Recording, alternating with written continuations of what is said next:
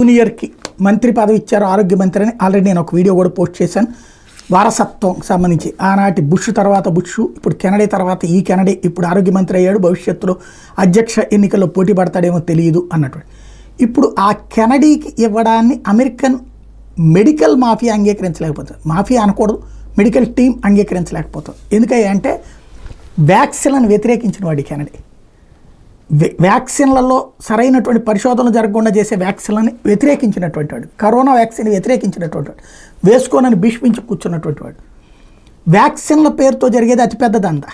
ప్రభుత్వాల నుంచి కోట్లకి కోట్లు, వందలు వేల కోట్లు తినేస్తాయి సంస్థలు. వ్యాక్సిన్ దేనికి అవసరమో దానికే వేయాలి. ప్రతి ఒక్కరికి ఏబించేలా చట్టాలు తెచ్చేస్తారు, డబ్బులు పెట్టేస్తారు. అదే సందర్భంలో భారీ రేట్లు. ఇప్పుడు ఇండియాలో 400 రూపాయలకు వచ్చినటువంటి వ్యాక్సిన్ అమెరికాలో 3-4 వేల రూపాయలు ఎందుకయింది అంటే అది అక్కడ తినేసేటటువంటిది. అది తెలిసి కూడా జరిగేటటువంటి పని.